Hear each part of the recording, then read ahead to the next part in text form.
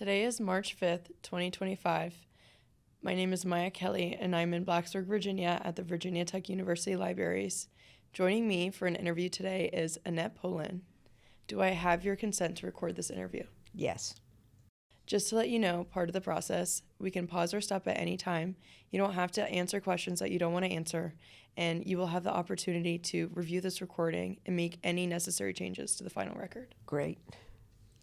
Okay, to start off, would you mind telling me a little bit about yourself and your background?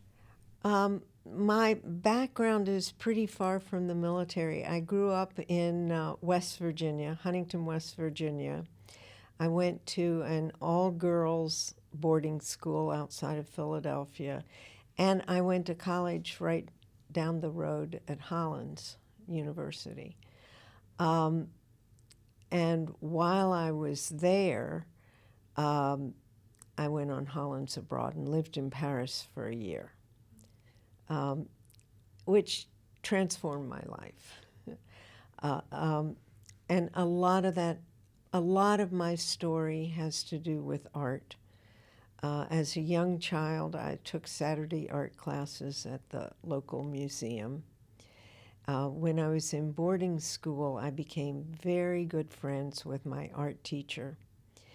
And when I graduated, she and her husband invited me to spend the summer with them. They were moving to Europe, and I spent the summer with them traveling first in England, then in France. We followed the Pilgrim route all the way down to the Pyrenees. And that summer, I went to churches and cathedrals and museums and galleries and lived in these crummy little bed and breakfasts. You know, back then it was $5 a day. Ate food I had never dreamed of. I mean, it was a transformative event. So when I went to college, I was ready for as much art as I could. And that's where my story sort of intersects with the military. Not back then, many, many years later. But as an artist, I was able to come to the table after the invasion in Afghanistan and Iraq. Would you mind telling me a little bit more about your connection to the military? Well, it really originated after my mother died. That was 2004, and I was very depressed and couldn't really do anything. I'm a full-time artist, a portrait artist, and I picked up the Washington Post one day, and there was a 2-page spread on Faces of the Fallen, and I thought, you know, these men, they were mostly men, a few women, deserve more than a little thumbnail photograph that's going to line somebody's garbage can tomorrow. They deserve real portraits, and I'm a portrait painter, and so I'm going to paint their portraits. And by doing something like that, I'll be able to work through my own grief. That was my plan. Then I thought, well, maybe I can't do over 1,000. There were when I decided to do what I later called Faces of the Fallen, there were over 1,000 deaths, and so I was a professor at the Corcoran College of Art in Washington. And I went to school the next day and I said, I have a new project and you all get to help me. And that's how the whole thing was born. Then I asked a friend to help me contact the Department of Defense. This might be more information than you really want. But through a mutual organization, I was able to connect with General Wilma Vaught, who was the founder and president of the Military Women's Memorial in Arlington Cemetery. And General Vaught said, "Why don't you have your exhibit here at my memorial?" And she knew everybody. She knew everybody in Washington. She could pick up the phone, and the chairman of the Joint Chiefs would, "What can I do for you?" She had just total respect of everyone in official Washington, and she really helped get over humps that otherwise would have stopped me. So that, and through this project, Faces of the Fallen, I met so many men and women in the military. I mean, incredible stories. Up until then, my contact had really been the Vietnam War, which I was opposed to, and thought anybody who's fighting over there is no friend of mine. And then through Faces of the Fallen, I met these extraordinary men and women, smart, well-read, well-traveled. I mean, much, and so my whole concept of, not only my whole concept of the military changed, my whole concept of art changed, because I realized that through the power of art, I could build a whole community that brought people together. And I think really that's an important thing to keep in mind today when it's such a divided country. The country was just like that in 2004, 2005. I mean, there was such strong opposition to the war, and then, of course, the families and people fighting over there.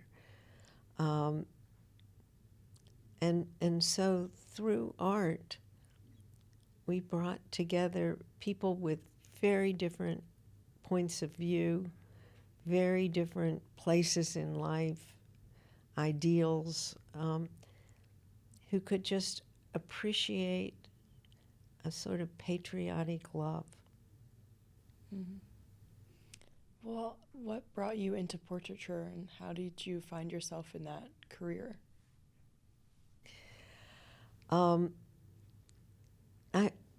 I am the luckiest person you'll ever meet. I mean, I just sort of fall into these things. When I graduated from college, I had no marketable skills. There was no way I could get a job.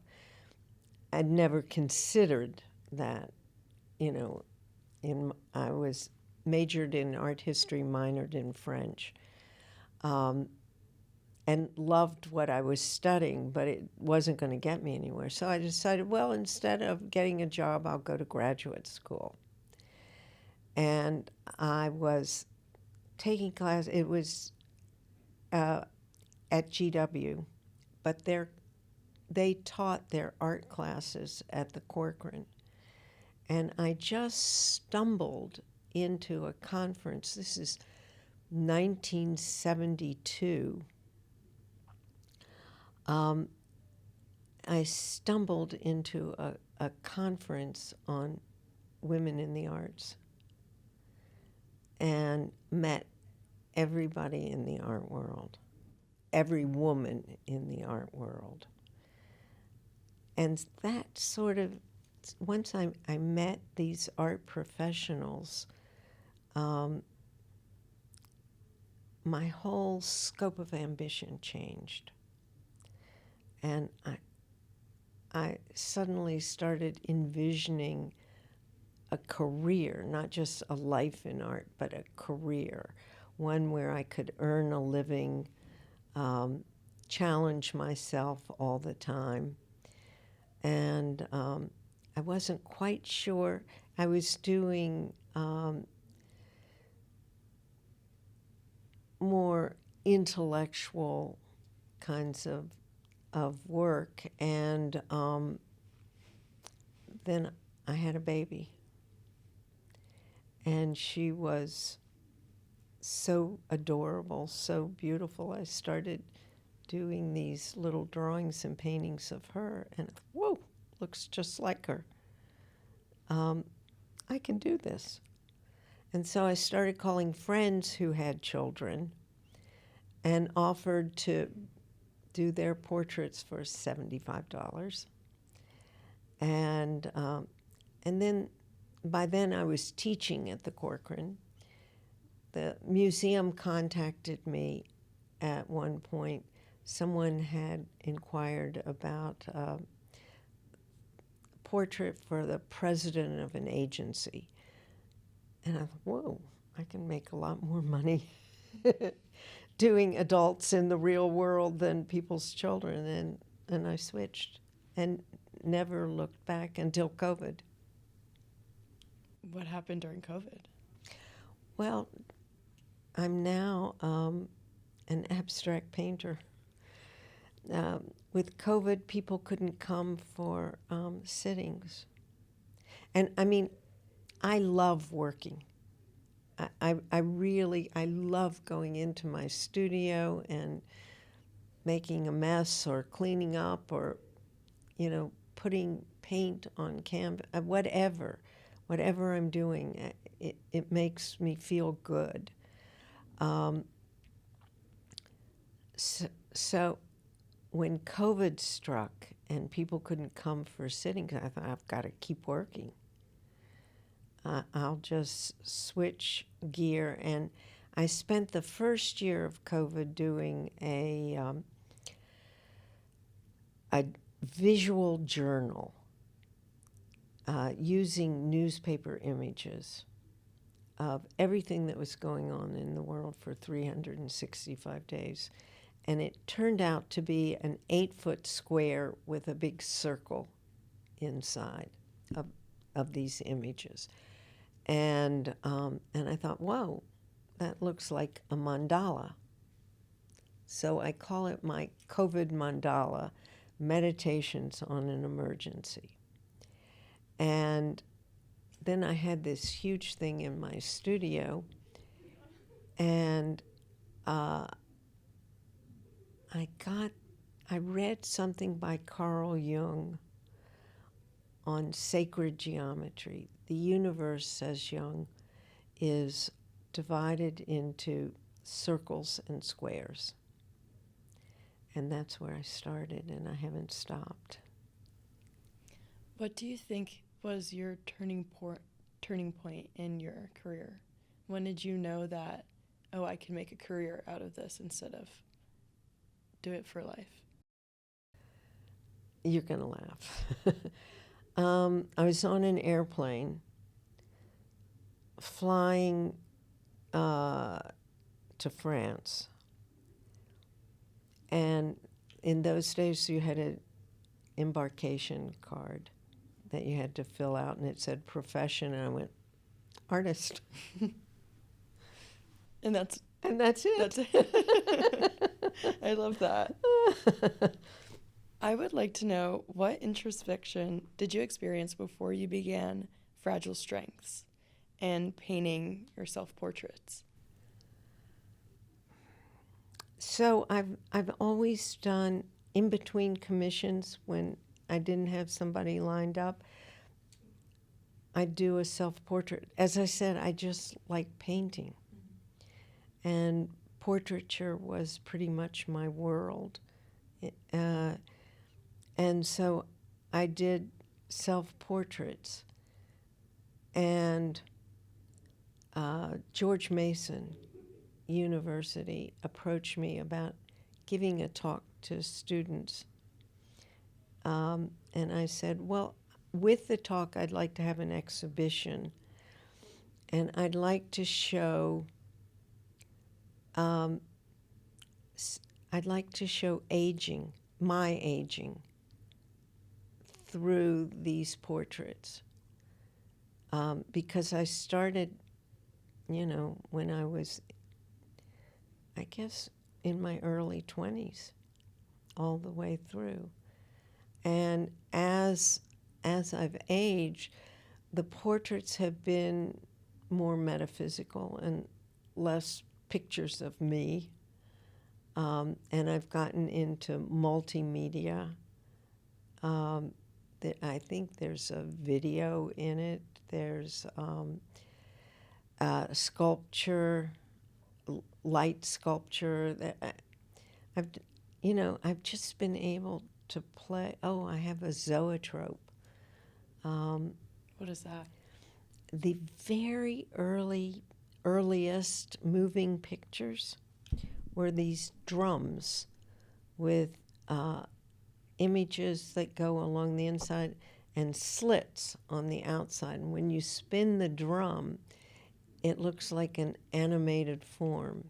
So the earliest ones were like horses running. Oh, yeah. Okay. I have one of those. And so do you utilize that today then in your multimedia? Or was that? Today I'm pretty much just painting, doing these abstract paintings. Although I have an idea for ballet to work with a choreographer and do the costumes, like as I see them as forms moving through my images. But I haven't, you're the first person I've spoken that to. Did you just think of that, or No. Okay. No. That's interesting. I would like to see that happen. I would like to see it. and it's sort of the way things have happened for me. Once something comes out of my mouth. So it's going to happen now. So no.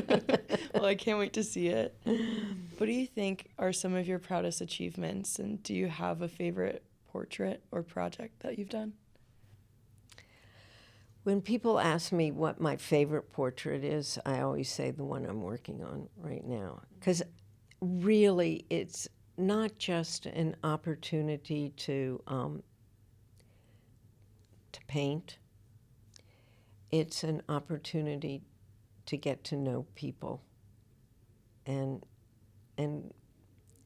through painting portraits, I've gotten to know some very special people very well. I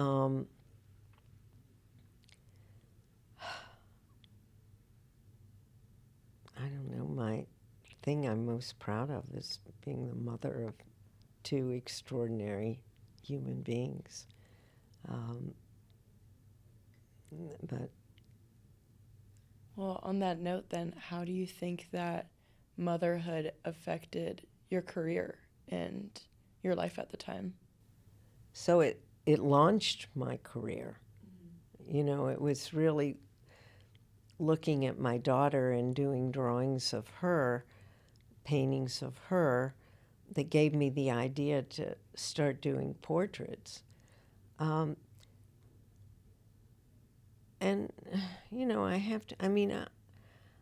I taught full-time at the Corcoran, ran a full-time studio. I worked really hard. I've worked very hard. And I'm sure my children have suffered, It's not all fun and games. I tried to be there and, Girl Scout cookies and this and that and this and that with both of them. And I did a lot, but I wasn't always there. Is there something that you wish that you had done differently or that you reflect on often regarding, I guess, their childhood? I do reflect on their childhood, and I also gave them an example of a woman who loves her work and has been able to accomplish a lot at a time when not that it's that different. I mean, my daughter, I've seen her, up against some of the same prejudices that I fought decades ago. So dig in, it's a hard world out there. Can you share with me some of the prejudices that you faced and maybe a memory? Well, initially, women, you know, an artist was a white man. And that's what, back in the 70s, we were all the women were. In 1972, when they had the conference at the Corcoran, there was not one woman head of a museum in this country, not one single woman. Today in Washington, most of the museum, not all of them, but most of them, the National Gallery, the Hirshhorn, they're all run by extraordinary women. Women are showing at the Met, at MoMA, at auction. Women's art, 82 cents on the dollar.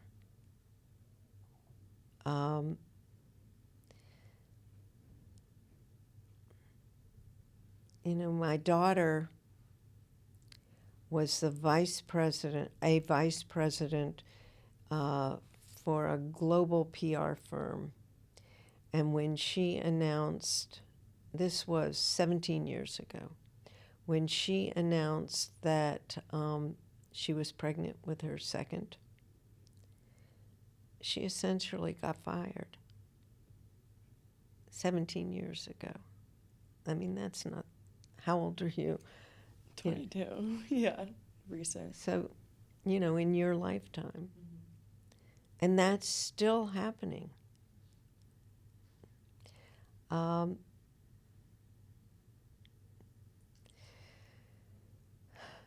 So I know we touched on this with the prejudices.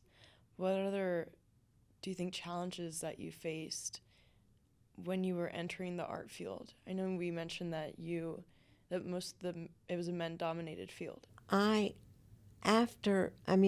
had my children after I declared I was a professional artist. And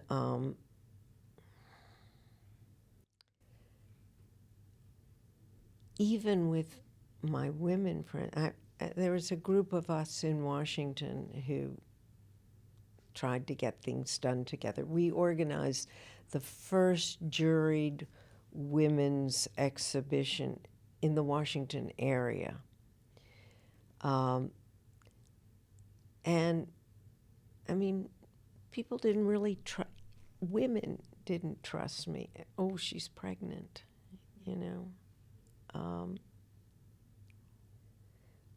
Teaching at the Corcoran with my second, I was afraid to tell the administration that I was pregnant. I had no idea how they'd react. I didn't get fired, but I certainly didn't get coddled and,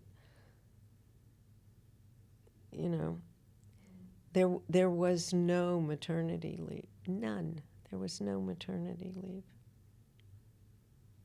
And that wasn't just the art world, that was, the world. What sort of reactions do you think that your colleagues had during the time when you chose to pursue art and go to college for it? Well, in college, I was in art history. And none of them, I mean, I would, my guess is they're all amazed that I've done what I've done. I never could have anticipated it in college. Did you ever consider joining the service post high school? Never occurred to me. Just absolutely never occurred to me. Did you have friends or family that were in the service at any point? I think I only knew 2 people who fought in Vietnam. You know, it was just, and that's why I say it's so amazing how Faces of the Fallen changed me, because it just wasn't part of my world. Can you tell me more about Faces of the Fallen and I guess what you've gained from that project as well? Well, to sum it up, it was 1,300 portraits of American men and women killed in Afghanistan and Iraq from 2001 to 2004. Each portrait was 6 inches by 8 inches. But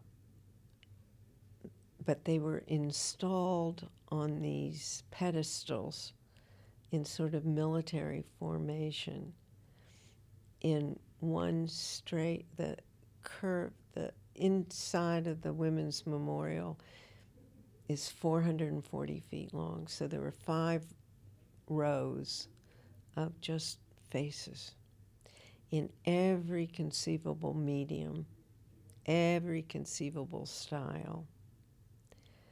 And you walked in. After the opening, a child came up to me. He had been there for the opening, and he said, I never realized how big 1,000 was. You know, because today it's trillions, but 1,000, 5 rows, 440 feet long. And at no one point could you see all of them, because it was this gentle hemicycle curve.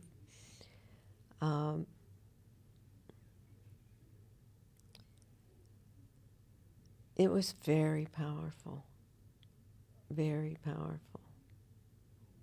That's incredible. Can you explain what the process is that goes behind each portrait when you're in the process of them? So when I'm doing a portrait, I begin taking photographs. I begin reading up on who I'm going to paint.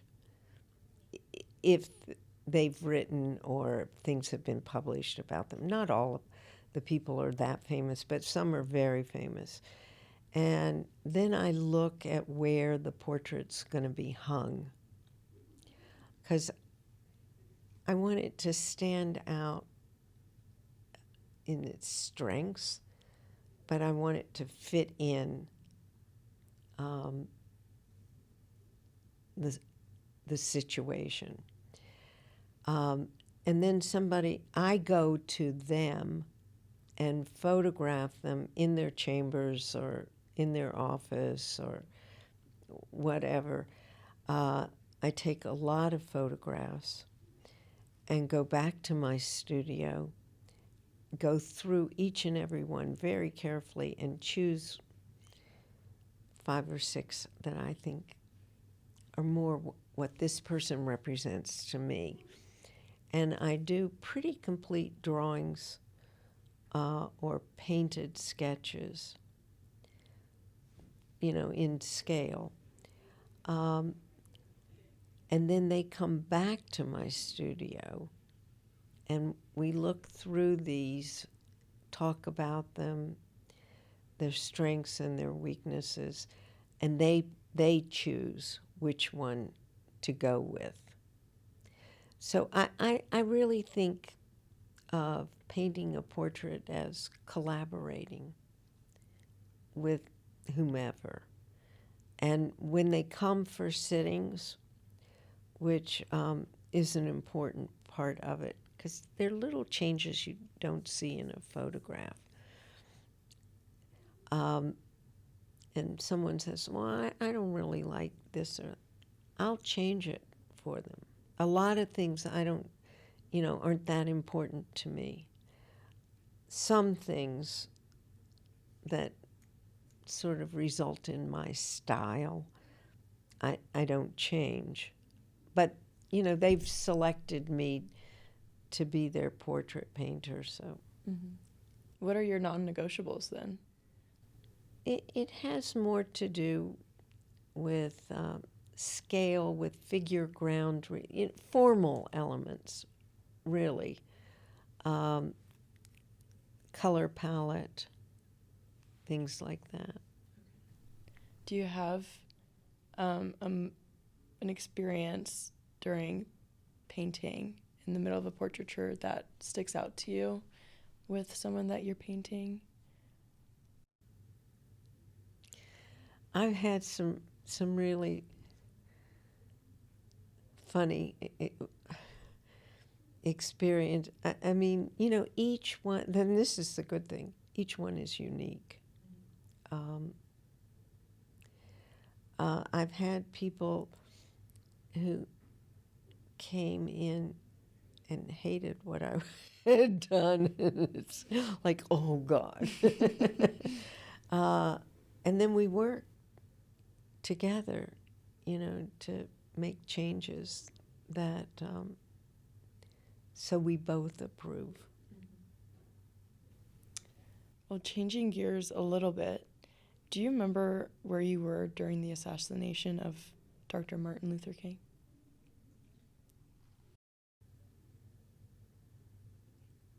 Wow. Yeah. Yeah. I remember that whole time.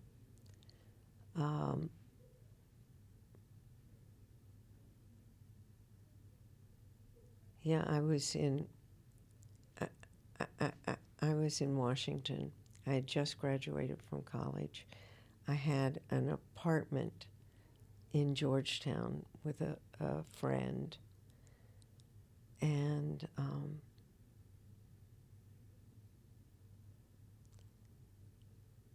we heard. I mean, it was just, and then we turned TV on, and it was terrifying.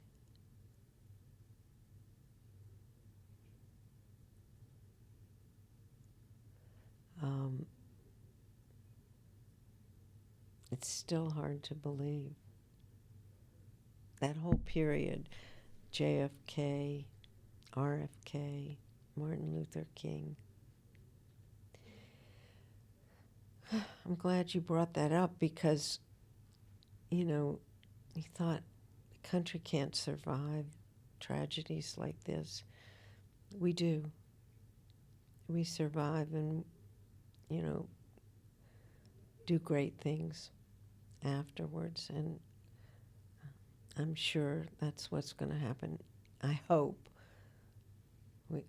we survive this period. How do you think that your art helps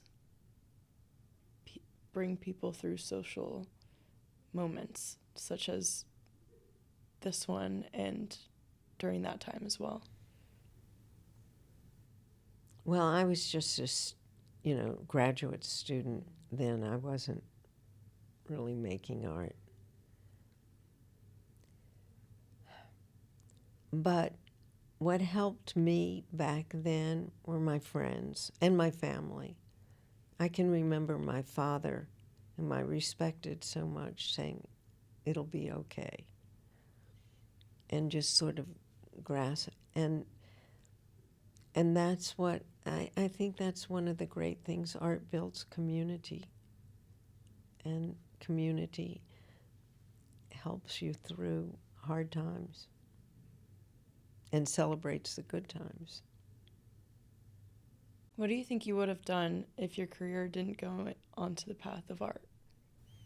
I don't know.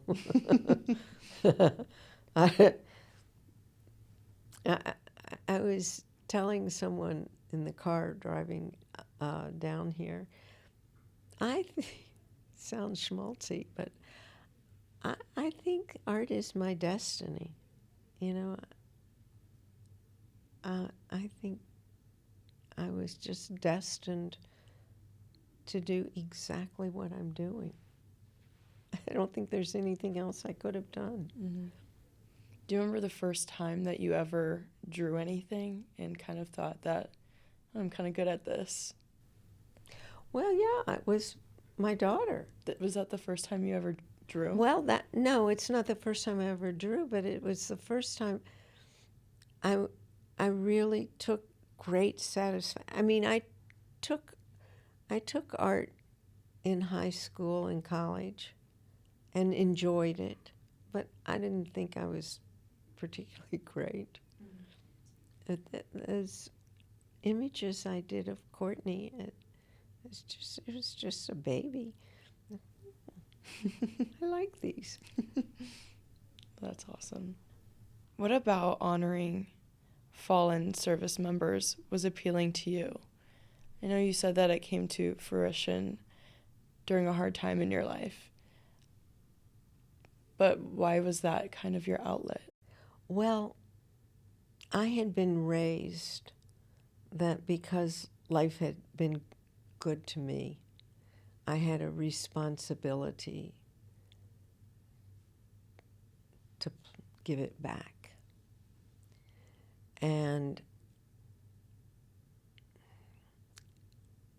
that, I think, is a sort of undying message from my parents.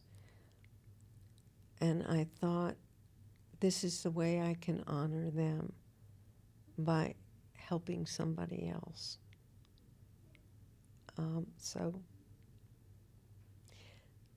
that healed me.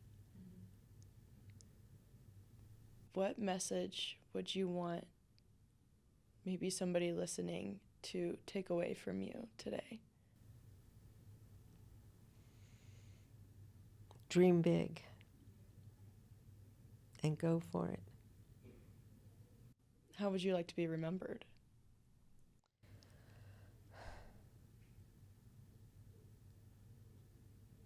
Well, of course, I want to be remembered for my art, but I want to be remembered for friendship and my children.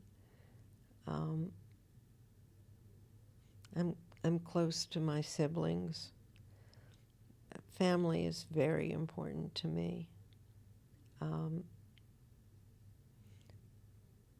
have a little dog I love. I don't know. Not just the art, but the art's a big part of it. How has your family supported you throughout your career and to where you are today now? I think from the time I was little, my mother sort of thought, you go for it. You can be anything you want to be.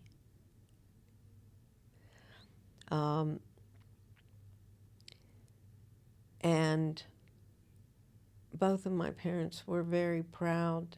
You know, once I started achieving milestones as an artist, they were really proud of me.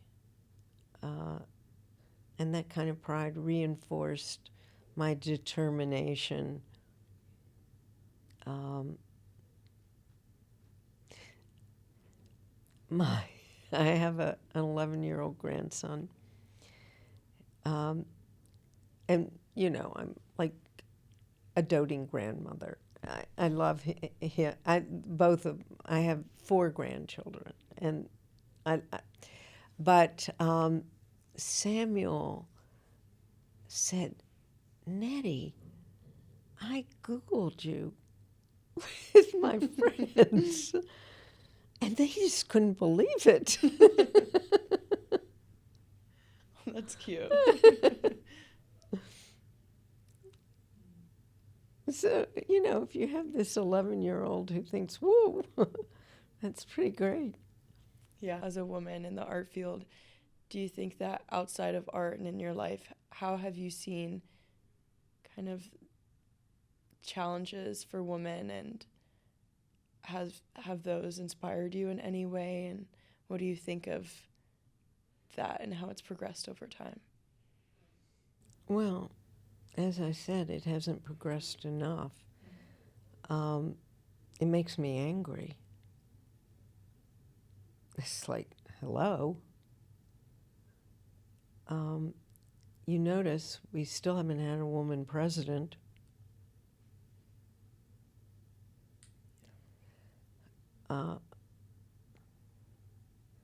I know in the military, well,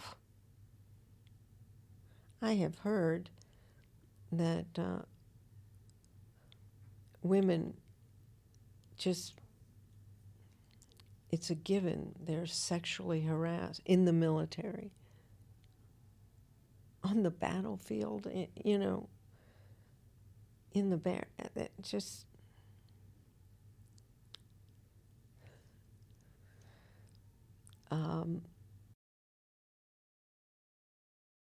What changes do you think need to happen for systems and current structures to change?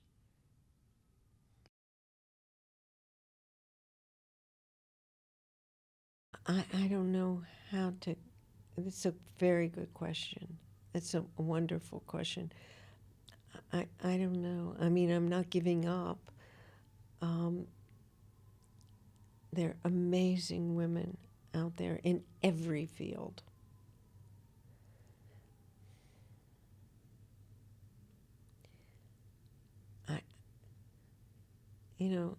My guess is here at Virginia Tech, what's the ratio, women to men? I'm not sure. Roughly equal. But graduate, go out in the job market. The men get the jobs before the women do.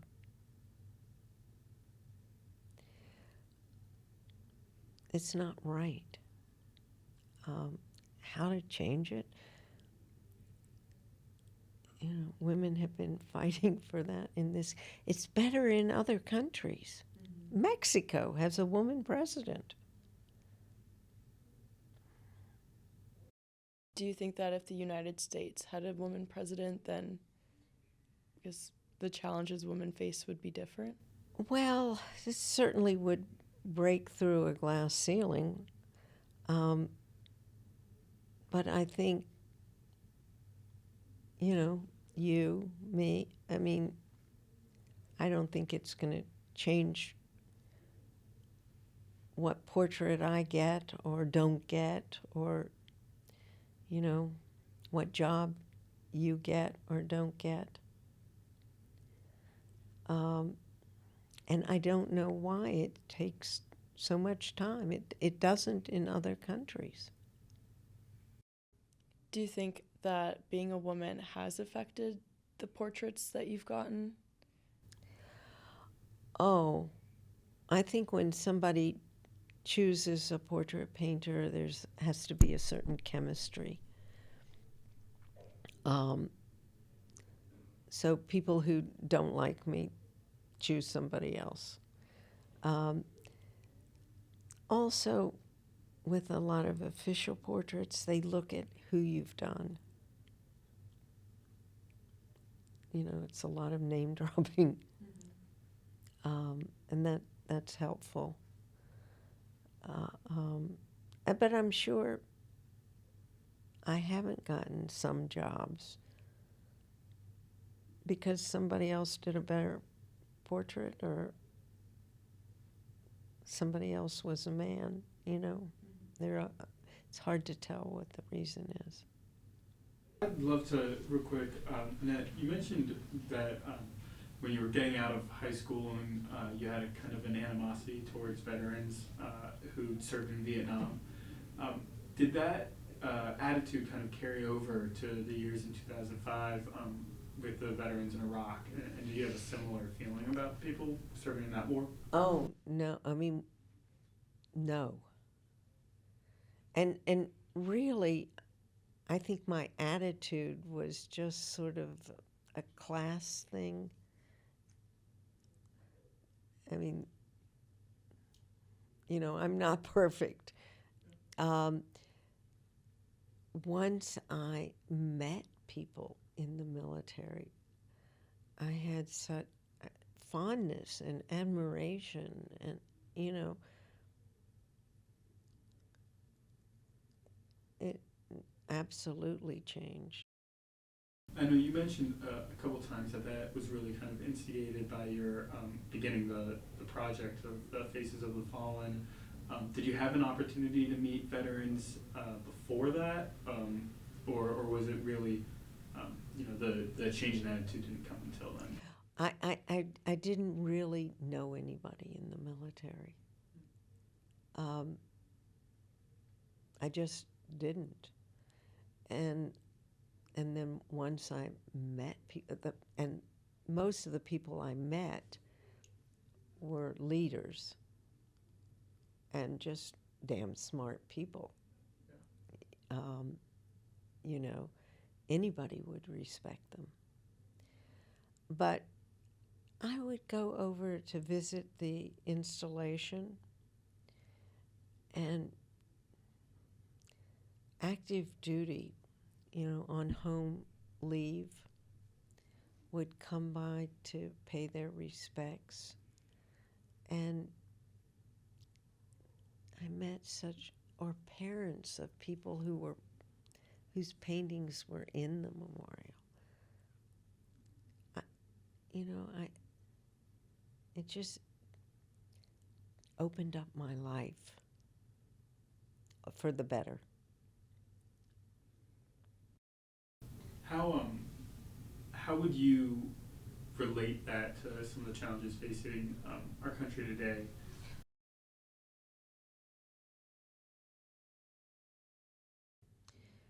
Good question. Good question. I've been trying to think of what can I do, instigate today. How can I create some kind of art project that will bring people together? I just can't think of one.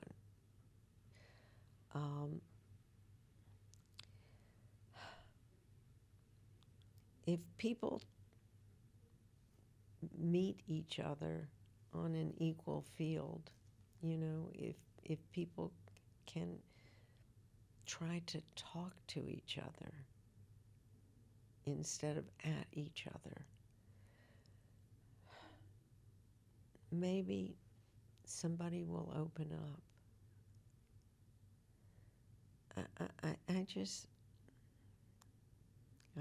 I don't know. This is a terrible time we're going, and every day do I even pick up the paper? I don't want to know.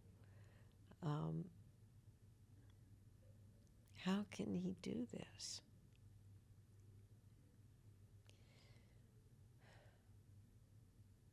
Anyone who has ideas, I'd love to hear them. Well, as a very big fan of theater myself, I have to say I think that your idea about working on a ballet is beautiful. And I think that there is a lot of room for molding people's hearts in the arts. I think that project would be very impactful. I think you're on the right track here with your idea. Well, it's interesting that you bring it up because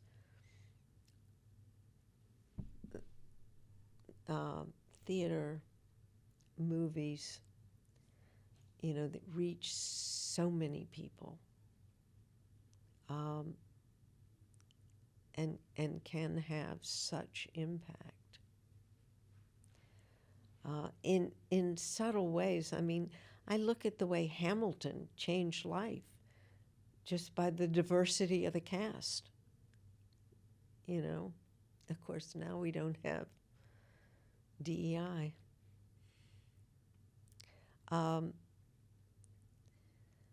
But thank you for saying that, because it gives me some hope. I'm glad. If I may, to break subjects a little bit, you mentioned earlier that when you're working on your portraits, it's something of a collaboration between you and the person who you're painting. And I was wondering what that process is like and how it differs when you're doing your self-portraits. And specifically, whether or not there's some level of introspection before you start painting, or a facet of your personality that you're trying to represent when you do that. It's like going through analysis all the time. It never stops. I mean, these little voices in my head. I have these conversations with myself, mentally, when I'm working in my studio. And sometimes it's critiquing my work and trying to look at it very freshly and honestly. And then something will come up that's happened to me, or an interaction, or, and I go off on that tangent. It's really like being in life therapy or lifetime therapy. I mean, do you all go through that, where you have these conversations with yourself? And certainly, a whole lot of self-reflection, meditation, things that I try to practice.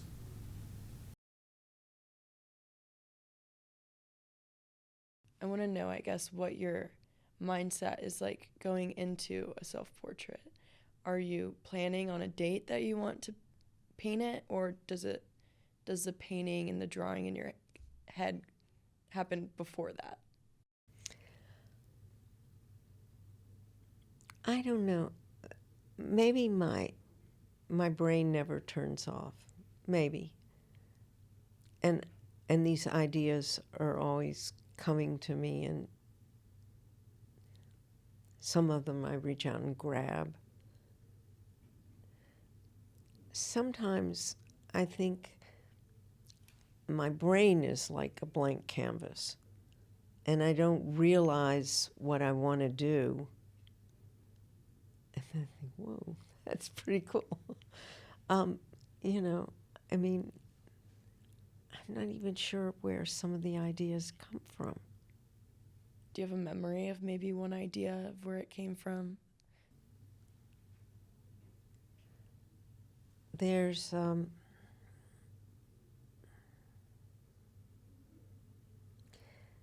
there are two portraits that I'm thinking of that are just, old-fashioned paintings. And one of them, I'm in this foreshortened space. So I'm forward in the picture plane, and behind me are just wood grain, painted wood grain, but it pushes me right in forward. And I'm wearing this sleeveless white cotton dress, very simple, but it's partially unbuttoned. And my hands are like this. And what I realized is that in painting that portrait, I accepted the fact I didn't want more children. And this, it's not a sexual, because it's pretty modest. You really don't see anything, but it's the beginning of, like bearing my breasts. And this is like this, my hands guarding this empty womb. And I painted that, and I said, yep, I'm not going to have any more.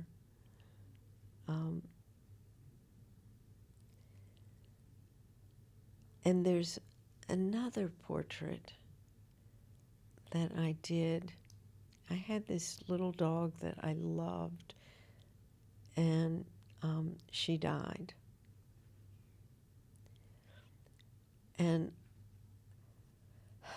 I did a portrait of lying on the floor in this on an oriental rug, and I'm wearing this Japanese kimono, very, very beautiful kimono, and Wallace is sort of cradled next to me. And it's exactly the way she looked the minute she died. And I swear, 1 minute it was my dog, and I could just feel her spirit ascending. I'm Jewish,